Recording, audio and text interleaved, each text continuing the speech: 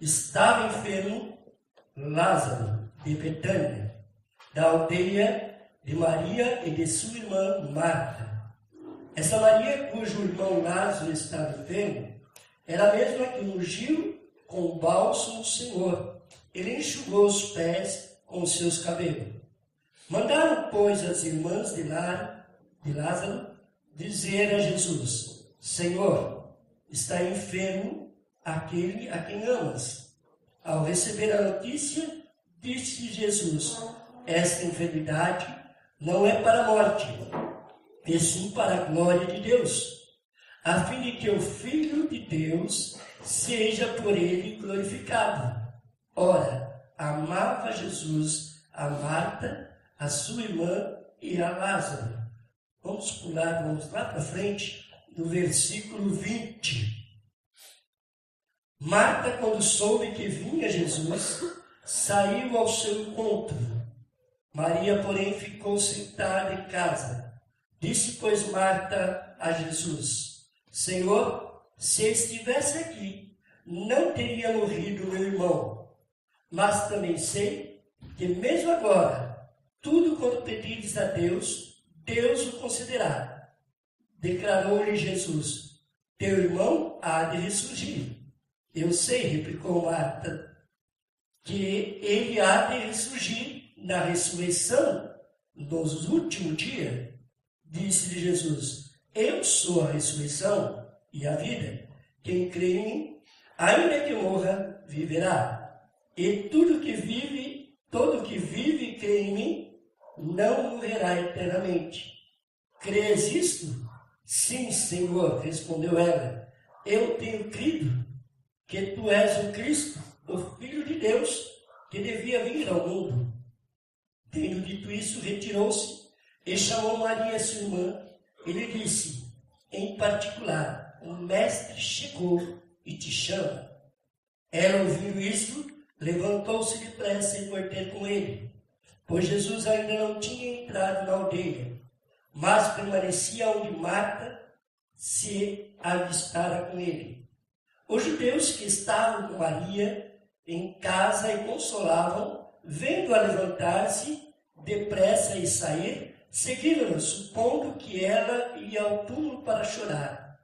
Quando Maria chegou ao lugar onde estava Jesus, ao vê-lo, lançou-se aos pés, dizendo: Senhor, se estiver aqui, meu irmão não teria morrido.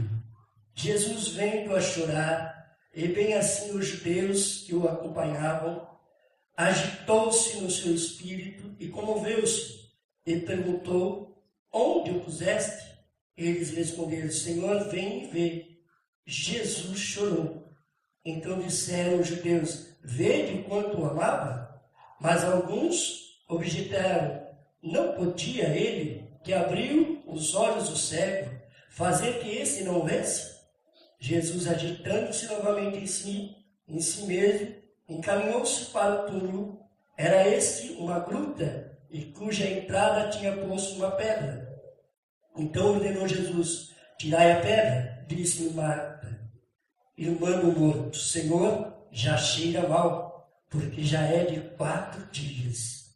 Respondeu Jesus: não te disse que se creres verás a glória de Deus? Tiraram então a pedra. E Jesus, levantando os olhos para o céu, disse: Pai, graças te dou, porque me ouviste. Aliás, eu sabia que sempre me ouves, mas assim falei por causa da multidão presente, para que creiam que tu me enviaste. E tendo dito isso, clamou em alta voz: Lázaro, vem para fora. Saiu aquele que estivera morto, tendo os pés e as mãos ligadas com ataduras, e o rosto envolto num lenço. Então lhes ordenou: Jesus, desatai-o e deixai-o ir. Muitos, pois, dentre os judeus que tinham vindo visitar Maria, vendo o que fizera Jesus, creram nele.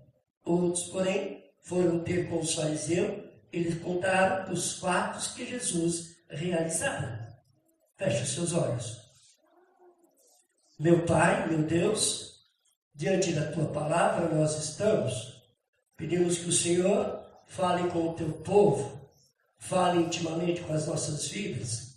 Ser servido, ó Pai amado dos meus lares, todo o meu ser, como um instrumento nas tuas mãos, para a tua glória, em nome de Jesus. Amém. Podemos assentar-nos. É um texto bem conhecido, esse texto da ressurreição de Lázaro, e já pregamos, já ouvimos mensagem, já fizemos estudos e várias coisas com relação a esse fato, a essa narração, né? Porém, algumas coisas que me chamam a atenção era a questão quando Jesus, que tinha uma amizade, era amigo dessa família, ouvindo falar, chegou a ter a mensagem de que o seu amigo Lázaro, a quem tu amas, está enfermo. Ele demorou-se no mesmo lugar, não foi de imediatamente até aquela situação. E mais para frente ele chega a dizer ainda para os discípulos, eu me alegro porque realmente eu não estava lá quando isso aconteceu, quando aconteceu a morte de Lázaro. Me alegro por vocês. E mais para frente, quando Jesus fala com Marta, fala com Maria, vê aquela situação, aquele velório todo, 4 dias já se passaram depois da morte. Chega Marta e fala, se tu estivesses aqui, meu irmão não teria morrido. Maria chega e fala a mesma coisa. Se o Senhor estivesse aqui, meu irmão não teria morrido. E vendo a situação toda, Jesus chorou. Um versículo tão pequenininho, né? E que fala que o mestre, Jesus, chorou. Aí começamos a pensar, por que Jesus choraria numa situação como essa? Partindo aí do princípio, né? De que Deus se alegra, Deus tem prazer na morte dos seus santos. Deus tem um prazer quando os seus santos, os seus escolhidos, morrem. Cessa essa vida terrena.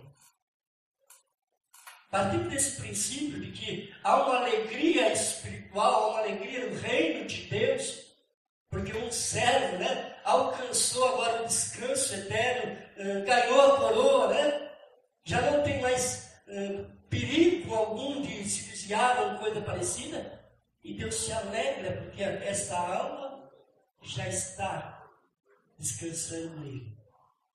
Por que Jesus iria chorar então? Por que então Jesus iria chorar a morte de Lázaro? Alguns comentaristas chegam a dizer que não, Jesus chorou porque sentiu a mesma dor que a família. Foi algo que ele sentiu naquele momento, vendo as 2 irmãs do morto chorar, sofrer. Jesus chorou porque viu a incredulidade daquele povo. Viu a incredulidade dos judeus que estavam ali consolando aquela família. Então Jesus chorou porque viu neles tanta incredulidade, tanta dependência.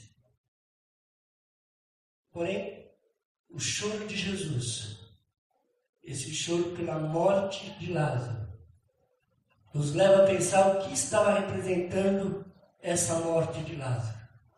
O que realmente estava sendo sepultado, o que foi o que morreu ali com Lázaro.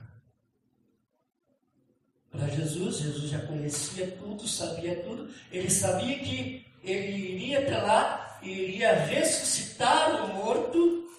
E lá no começo ele fala, olha, essa enfermidade não é para a morte, mas é para que o Filho de Deus seja glorificado. Então ele já sabia o que ele iria fazer e como iria acontecer. Ele teria muito mais motivo para se alegrar naquele momento, de chegar até aquela situação e reverter, tirar ali o pranto, o choro e trazer a alegria, tirar a força da morte e trazer a vida. Mas o choro dele, como um homem, ele sentiu o que era realmente a fraqueza humana, o que era a condenação que o pecado trazia para o homem. A morte, a perca de um ente querido, a tristeza, a angústia que vinha no coração do homem. Mas quando nós falamos da morte de Lázaro, quando ele foi sepultado, uma das coisas que eu percebo que está aqui é que ele foi sepultado longe da presença de Jesus. Jesus não estava presente naquele momento em que ele morreu e foi sepultado. A falta da presença do Senhor. A família estava envolvida em tantas coisas. Tanto Marta como Maria estavam tão preocupados quando o seu irmão ficou doente e uma doença que o levou à morte. As suas preocupações, as suas correrias para tratar de tudo que era necessário, até o ponto de realmente ele chegar a morrer, todos os preparativos que tinham que ser feitos, tudo isso envolveu aquelas duas irmãs. Tudo isso estava ali envolvendo toda aquela família, toda aquela aldeia, porque era uma família que tinha um certo estado, tinha um certo conhecimento ali, todos os conheciam. E isso demandava um trabalho, demandava toda uma preparação, que naquele momento Jesus não estava presente. A falta da presença de Jesus era uma coisa que eles não perceberam, o que causou, o que levou a esse sofrimento. A família, ela tinha uma amizade com o Senhor. Todos eram amigos de Jesus. Todos os três. Mas se encontravam distante do Mestre. Não estavam seguindo a Jesus como os discípulos estavam. Como aqueles discípulos que o seguiam. Lembra-se quando a mãe de Jesus estava do lado de fora, Jesus pregando o seu sermão, falando com os discípulos e com aquela multidão, e a mãe de Jesus estava fora com os seus irmãos. Alguém chegou com um recado para Jesus dizendo: olha, tua mãe e teus irmãos estão lá fora e querem falar contigo. Jesus segurou a mão dos discípulos, daqueles que estavam com ele, e disse: eis aqui, quem é meu pai, minha mãe e meus irmãos. Aqueles que ouvem e praticam a palavra de Deus.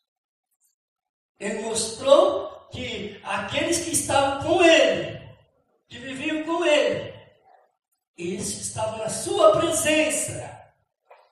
Esse era a sua família. Esse era aqueles que ele realmente o considerava como parte da sua família. Isso aconteceu, isso ficou registrado nas Sagradas Escrituras, para que a gente possa saber, ser amigo de Jesus nem sempre é o bastante. Eu gostar das coisas que falam de Jesus, dos cânticos que falam e levam o nome de Jesus, eu falo: olha, eu sinto gostoso quando canto, eu sinto bem por amizade, amizade que eu tenho com o Mestre. Quando falam bem do nome do meu Mestre, eu me sinto bem. E quando falam mal também, eu me sinto triste por ele.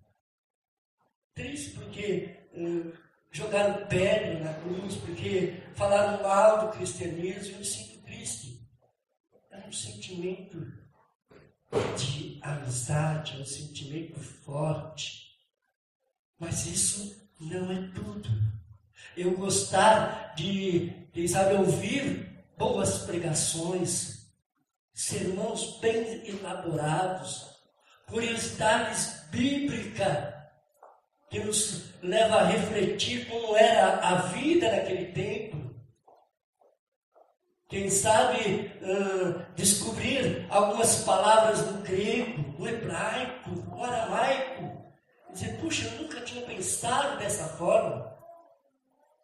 Isso é bom, mas isso também não traz a presença de Jesus. Isso não significa que eu estou na presença do Mestre. Eu posso viver uma vida inteira pontilhada com várias coisas da vida de Jesus. Eu posso viver a vida inteira sentado no banco da igreja, ouvir lindos sermões. Eu posso ouvir lindos testemunhos de que Jesus passou por aqui e curou.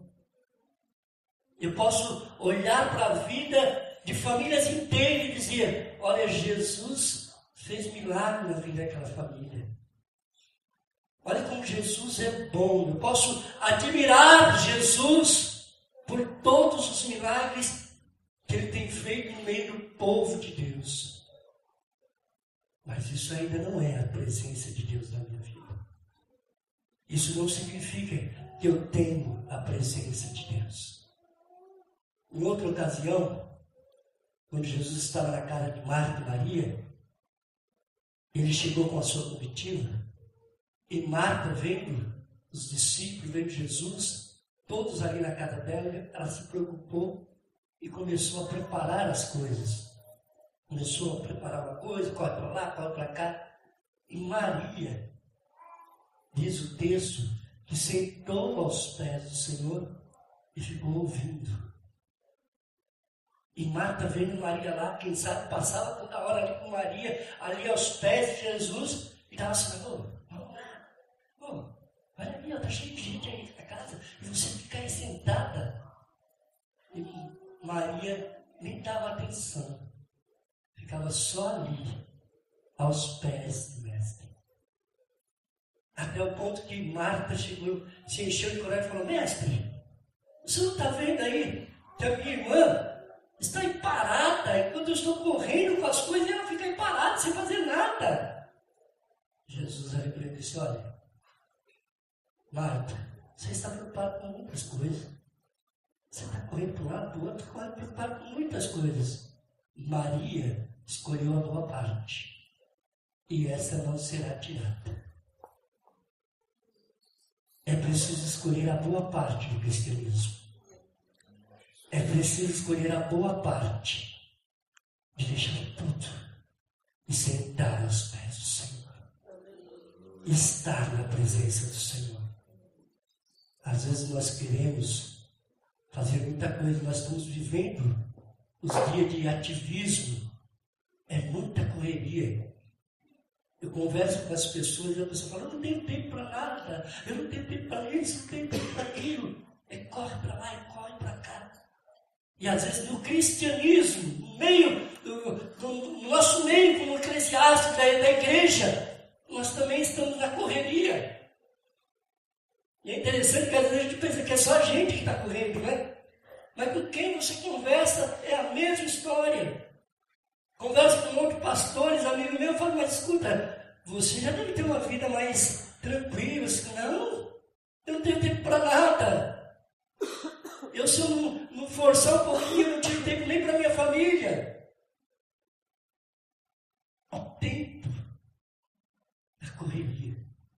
E nós amamos ao Senhor Jesus. E nós, como esses três irmãos, somos amados pelo Senhor.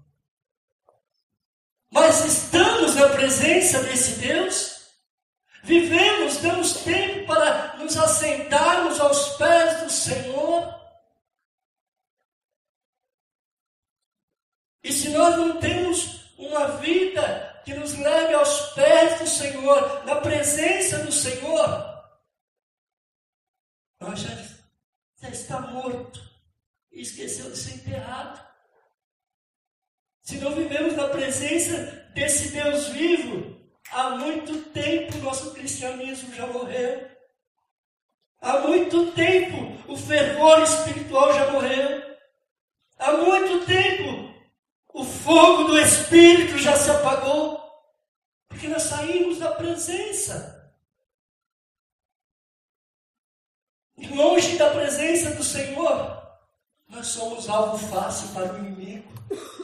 Longe da presença do Senhor, nós vamos atrair pessoas naturais, legalistas, como os judeus que estavam lá, com Maria, chorando com Maria. Você vai encontrar pessoas que vão vir chorar com você. Virá colocar o legalismo do cristianismo nos seus ombros.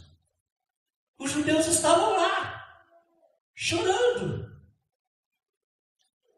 É interessante que essas 3 pessoas passaram por uma situação de enfermidade que levou à morte um deles. E todos eles viviam a situação. E era uma situação difícil, situação de dor. Além deles se fez como a Sulamita. Lembra da Sulamita? Nenhum deles.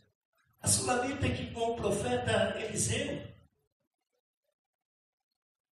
que teve um filho, esse filho cresceu, e lá no campo começou a ter fortes dores de cabeça.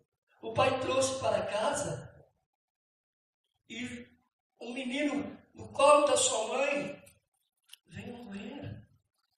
Morreu. A Sulamita pegou aquela criança, aquele menino, colocou no quarto do profeta, inclusive. Foi até o profeta, até a presença do profeta, do homem de Deus.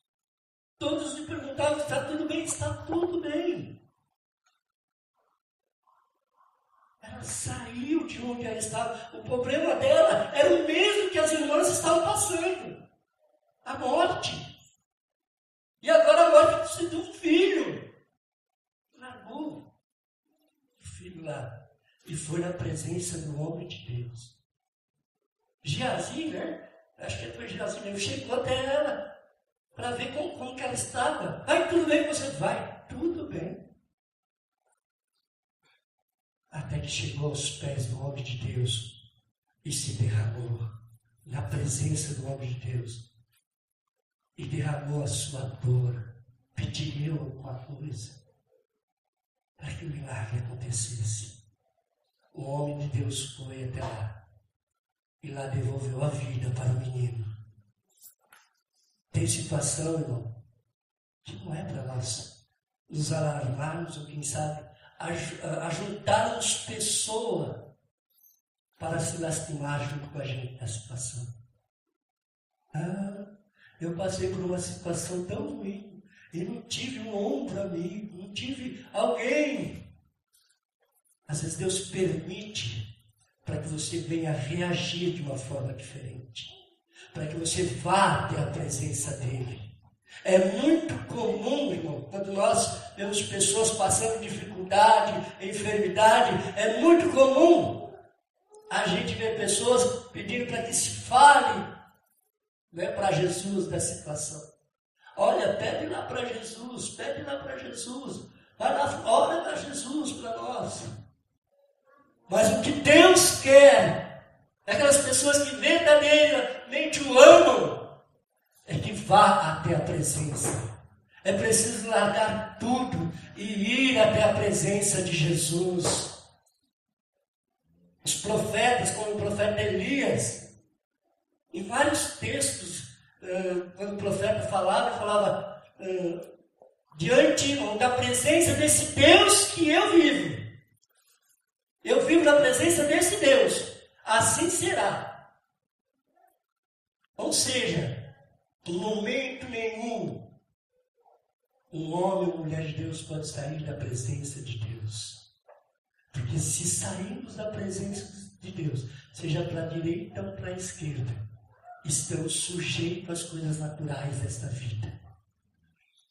Estamos sujeitos a tudo que esse mundo pode desabar sobre nós. O mundo não vai ter misericórdia de nós.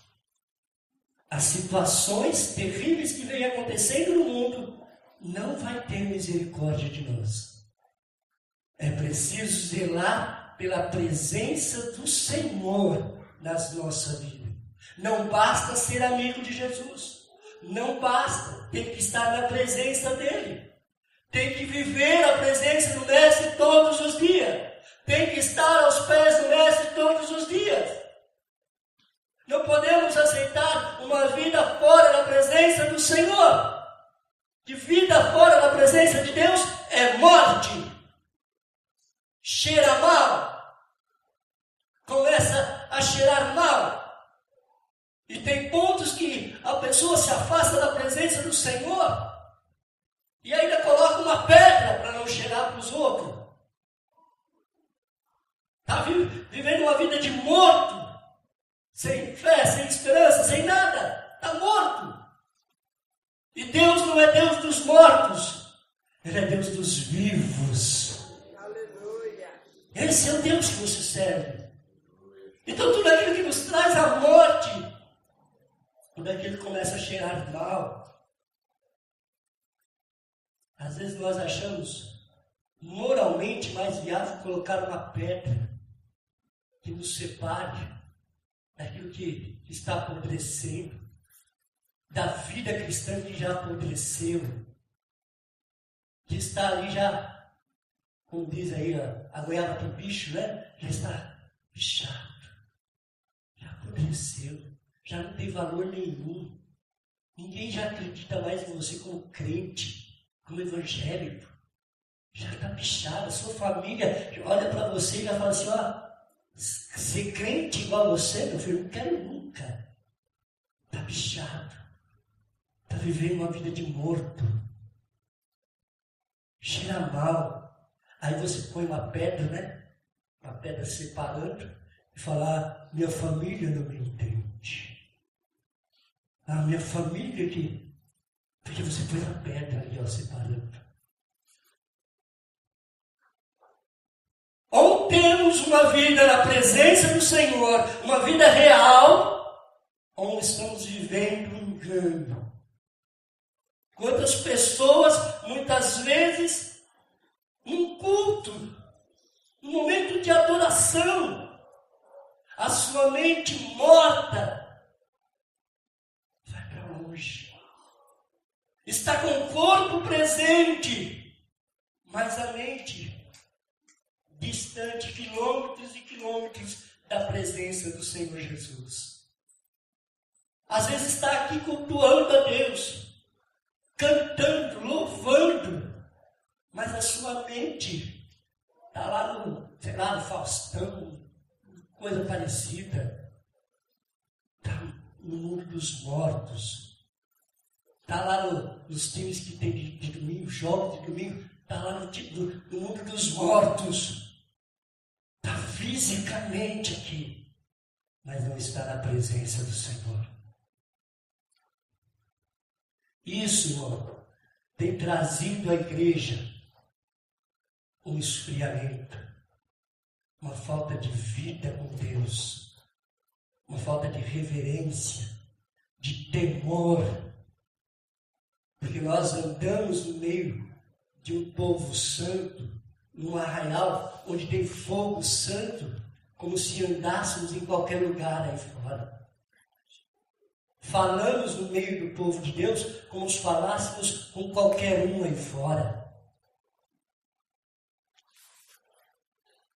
O Senhor muitas vezes tem nos cobrado a santidade que convém à casa do Senhor.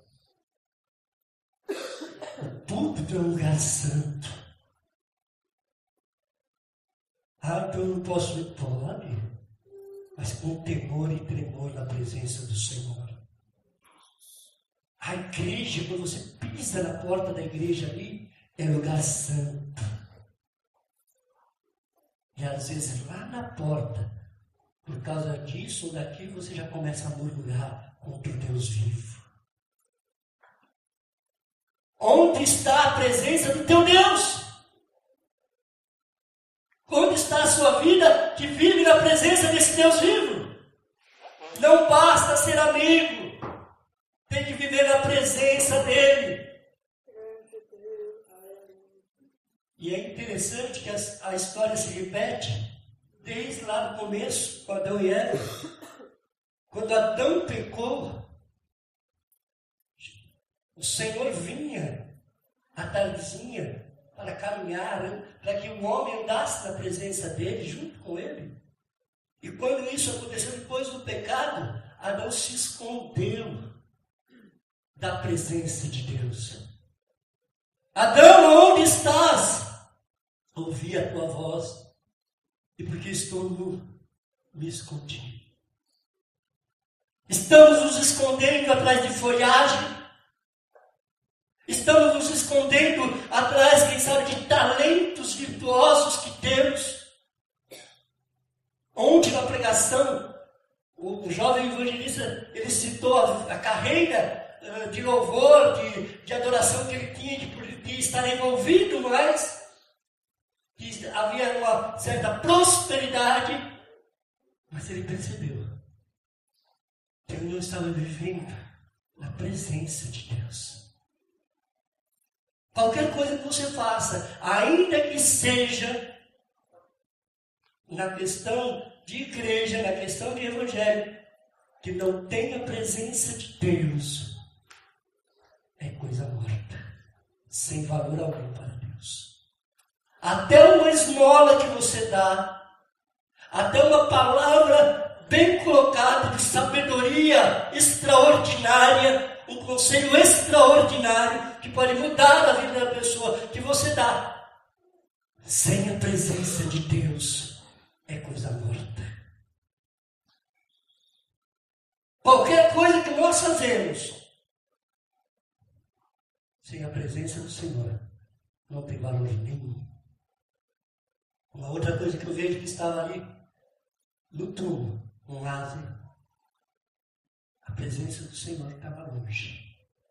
E a comunhão com Deus não existia. Não existia comunhão. Não existia aquela união verdadeira de ser um com o Senhor. Apesar da família amar o Senhor, apesar do próprio Lázaro morto que amava o Senhor, o relacionamento com o Senhor estava abalado, estava distante, estava voltado apenas para situações que precisavam ser resolvidas. A urgência do convite, do chamado para Jesus, era para vir resolver uma situação de dor, uma situação de morte.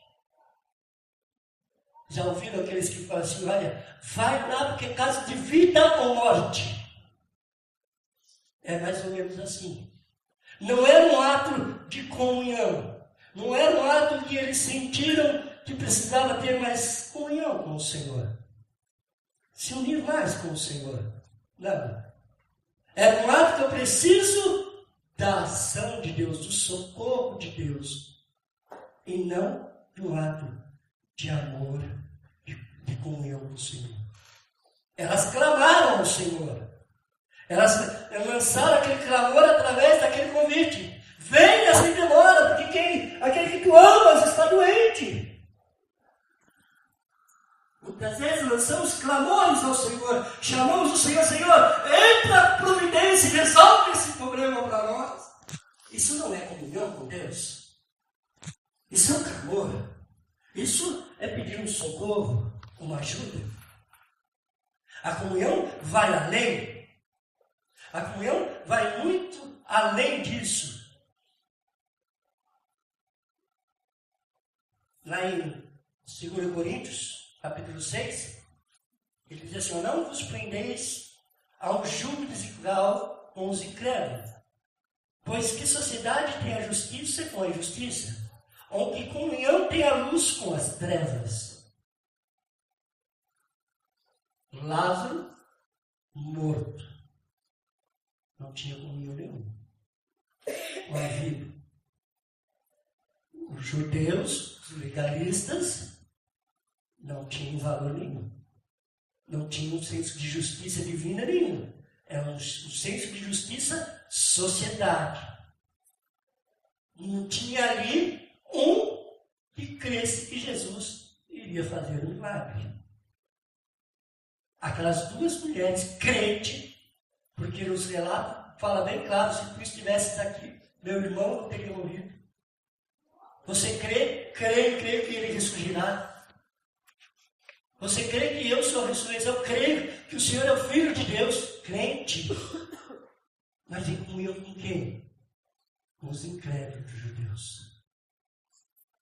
Com os familiares.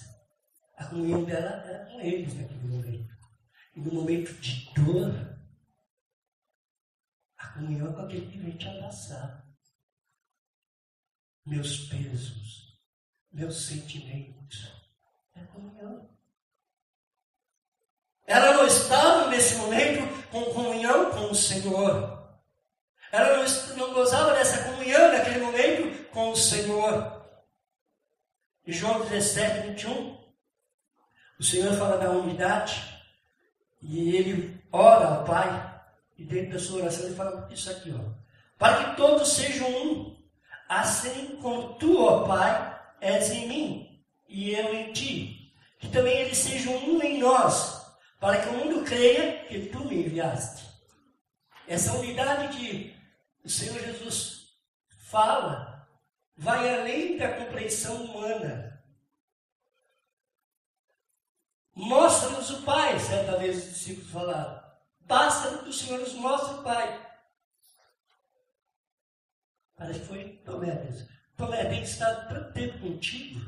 Felipe, tem estado tanto tempo contigo? Não crês que eu estou no Pai, o Pai está em mim? Nem pelas próprias obras. A unidade, a comunhão é muito maior. É viver em Deus, Deus viver em mim. É sermos um só. Quando participamos da mesa do Senhor, nós não somos um grupo. Nós não somos um grupo de irmãos que se ajuntam para participar da mesa. Nós não somos uma denominação. Nós não somos uma família. Nós somos um só no Senhor. Um só corpo. Um só com Deus. Essa comunhão, essa união que faltou naquele momento. Que eles não viviam naquele momento. Lembra-se quando Jesus falou da videira verdadeira? Meu pai é o agricultor, eu sou a videira. Toda vara que está em mim, né, ele poda para que dê mais fruto. E a vara que está desligada de mim, ele põe para o fogo e não presta mais.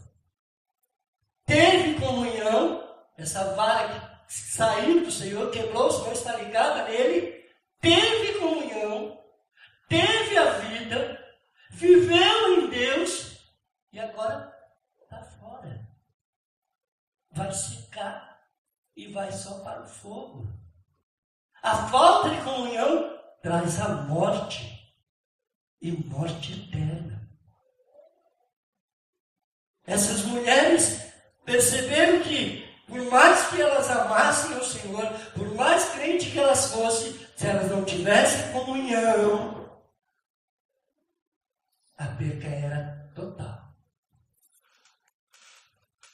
De alguma forma, aquela família foi afetada por falta de comunhão. E junto com essa falta de comunhão, o que morreu ali com Lázaro foi a fé. Não havia fé. Não tiveram fé. Não se desprenderam da situação para verdadeiramente agirem pela fé. Elas foram afetadas por pessoas que não tinham fé também. Os seus parentes, os seus amigos, todos aqueles que estavam com ela, estavam enraizados em princípios legalistas, em cumprimento da lei de Moisés. em um viver natural, nada de uma vida santa, uma vida pela fé. O Senhor fala em Hebreus que o meu justo viverá pela fé, e se ele recuar, a minha alma não terá prazer nele. A fé estava morta naquele momento. Morreu naquele momento. Elas dependiam de ver a pessoa de Jesus para crer. Elas tinham essa dependência. É o tipo de fé que é reprovada pelo Senhor. Eu preciso ver para crer. Esse tipo de fé não gera vida. É engano. Engana-se quem depende dessa fé. É uma fé morta. Uma fé já sepultada, sem esperança. Já está posto a pedra da separação. Só resta agora lágrimas, pranto, dor. A fé morreu. A fé já não atua mais. Assim também, a fé, se não tiver obra, é uma fé morta. Um ato de fé muda a história. Aquela mulher cananeia tinha sua filha endemoniada na sua casa. Ela deixou a sua filha, ou seja, deixou o seu lar, entre parênteses, um inferno, porque era demônio que tinha aquela moça. Deixou o inferno e foi atrás de Jesus. Se prostrou, se humilhou e adorou ao Senhor como Deus. A sua fé mudou a situação da sua filha. A fé, ela tem ação. Ela produz em você o agir de acordo com a vontade de Deus. Te leva a fazer coisas que você no seu natural não faria. Você no seu raciocínio normal não faria. A fé faz você, sabe, saltar montanhas.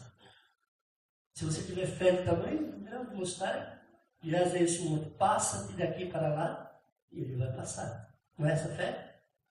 Sem fé, e eu digo com toda clareza, se você não tem fé para viver na presença do Senhor, se você não tem fé para ter comunhão com o Senhor, você nunca vai agradar a Deus. Por mais bom religioso que você for, por mais certinho que você for, se você não tiver a fé, você pode até dizer, eu amo Jesus, eu amo as coisas de Deus, mas você nunca vai estar na presença dele, você nunca vai ter comunhão com ele, porque sem fé é impossível agradar a Deus. A fé viva te leva a agir, te leva a ir para frente, te leva a uma ação que traz a bênção de Deus para a tua vida. Nós temos o costume de querer que Deus venha até nós. E a fé que o Senhor nos dá, nos leva até a presença de Deus. Não adianta você falar assim, Deus venha sobre a minha vida. Deus, eu quero o Senhor na minha vida. A fé que o Senhor te dá, gerada pela própria palavra do Senhor, te leva na presença do Senhor. Essa fé que te dá esse impulso, que te dá essa condição de ir à presença do Senhor. Pai, onde eu estiver, eu quero que eles estejam também. Ele não disse, Pai, eu quero estar lá com eles. Não, onde eu estiver, eu quero que eles estejam também. A fé, ela faz essa ação. Agora, tem uma fé que é interessante. É uma fé que, às vezes, é empurrada até, né? Ou até alimentada, estou acabando. Alimentada por alguma coisa. Lembra de Naamã? Naamã, um grande general da Síria. Esse homem, né, ouviu por uma menina, por uma escrava, dizer, olha, quisera que o meu Senhor estivesse na presença do homem de Deus. Acho que era Elias, né? Quisera que ele estivesse lá, ele o curaria da sua lepra. E ele deu crédito a essa palavra. Nasceu dentro dele uma fé. Se existe lá um homem de Deus de Israel que faz isso, eu vou dar um jeito e vou para lá. Foi lá, falou com o rei da Síria, ganhou carta, ganhou lá uma caravana e foi para lá.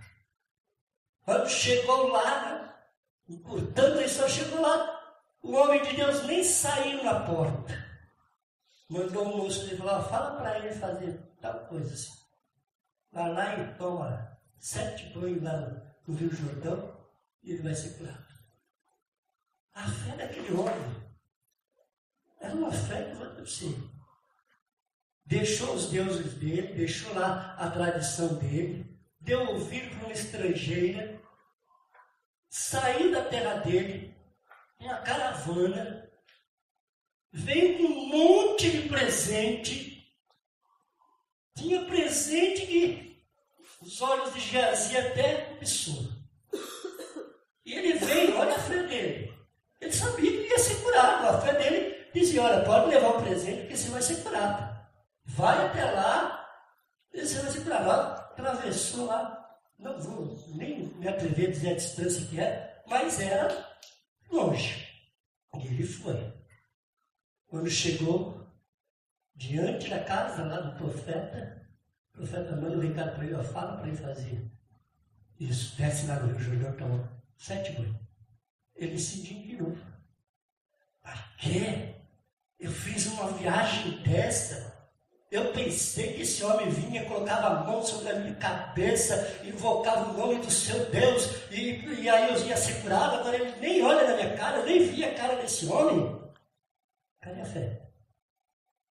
É uma fé que, sabe, não chega até o milagre, que não traz o milagre completo. Muitas vezes, pessoas têm essa fé, essa ousadia. Vou sair, e vou lá, e vou atrás, e vou conquistar, e vou parar os meus cavalos, e vou para frente, e ninguém vai me deter, e vou conseguir carta lá do rei para poder ir, e vou chegar até lá, e vou, e vai naquela força, aquela fé, aquela esperança, e vou receber minha bênção. Quando recebe uma ordem tão pequenininha,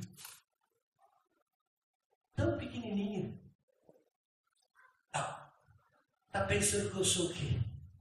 Eu sou o grande general da Síria? Que falta de consideração com a minha pessoa. Achei que eu vou, esse barro que é esse rio aqui, lá na minha terra tem rio mais bonito, tem rio de águas limpas, até que precisou um empurrãozinho nessa fé. Vale bem isso. Às vezes, você serve de alguém, está abaixo dessa pessoa, mas essa pessoa precisa de uma palavrinha a mais. Diz que um servo que estava com ele, na mão, disse, Senhor, se o profeta te mandasse fazer uma coisa muito difícil, o Senhor não faria? Para ser curado, sim, faria. Quanto mais, Senhor, simplesmente descer aqui no rio e banhar-se 7 vezes. Olha o estrago que deu nele. Ele obedeceu. Fé, irmão, traz milagre. Quando ele desceu, ele podia, quem sabe, até estar murmurando, não sei, o texto não diz isso. Só fala que ele foi. 1, 2, 3, até a 7. Na 7ª, saiu com a pele de uma criança. Limpo, purificado. Aí ele se converteu de verdade. Aí ele volta para lá, fala, o profeta fala, eu agora vou servir a esse Deus de Israel que me curou. Mas alguém teve que dar mais, uma palavrinha. Às vezes Deus quer te usar nessa palavrinha, para que alguém venha receber o milagre de Deus. Porque às vezes a fé dele não alcança. E se a fé dele alcançasse do jeito que ele pensava, não era o nome do Senhor que ia ser glorificado. Ele poderia até idolatrar o próprio profeta Elias. aquele homem, aquele homem. Como me perdoa, nos dias de hoje nós falamos muito aí fora. Pessoas usaram por Deus e nós idolatramos. Não a pessoa. A pessoa está fazendo a obra que Deus falou dela. Mas nós acabamos idolatrando. E Deus não quer isso. Isso não é fé. Deus quer que toda a glória, toda a honra seja dada a Ele. Então somente a Ele. A fé morta, ela não alcança o objetivo. A fé morta não traz vida. É preciso ressuscitar essa fé. Jesus, ele saiu de onde ele estava, deixou lá, veio para ressuscitar a Lázaro e trazer de volta a vida. E deu ordem, uma simples ordem: tirai a pedra. Faltou de tudo isso, de todo esse amor que essa família tinha, de toda essa crença, um crer dessas duas irmãs, faltou: tirai a pedra. Mas já cheira mal, já é de 4 dias, e tiraram. E ele pôde falar: Lázaro, sai para fora. E o homem levantou-se e veio para fora. Agora desatai, tirai as coisas daí, coisas mortas, tirai da vida dele e deixe ir em vida. Irmãos, Deus quer fazer milagre. E é preciso estar na presença dele. E é preciso ter comunhão. E é preciso ter uma fé viva, operante. Tira tudo que está impedindo a sua fé. A sua fé de agir, de chegar, de falar no nome do Senhor. Aquelas duas mulheres, elas podiam colocar as mãos sobre Lázaro e dizer: Lázaro, em nome de Jesus, levanta. Doença, sai. E elas não fizeram. Porque não estavam na presença, em espírito, com o Senhor. Elas conheciam amigo. E não Jesus glorificado. Que você conhece hoje. Que morreu na cruz. Está lá com o Pai. Glorificado. Coloque-se de pé.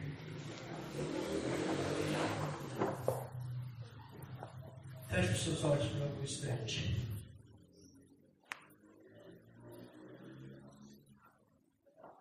Quem sabe a sua vida, você é um apaixonado por Jesus. Você é uma pessoa que ama Jesus. Você é uma pessoa que tem uma amizade, faz de Jesus o seu amigo. E você procura até ser fiel a esse amigo. Mas ainda não consegue viver uma vida na presença do Senhor. Você sabe que às vezes você está mais na presença sua mesmo e deste mundo que na presença do Senhor. E o Senhor te diz: vem para a minha presença. Vem para a minha presença. Viva uma nova vida na minha presença. Vem, eu quero ter comunhão íntima contigo. Não uma comunhão distante. Não uma comunhão onde você anda nos seus caminhos e de vez em quando vem para mim. Não, eu quero ter uma comunhão íntima contigo.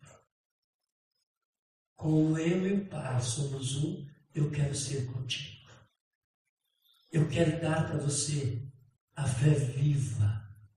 A fé que faz você caminhar por cima das águas. A fé que faz você caminhar segurando nas minhas mãos e glorificando o meu nome. A fé que faz você caminhar no meio da fornalha ardente e eu estando contigo. Vem para minha presença.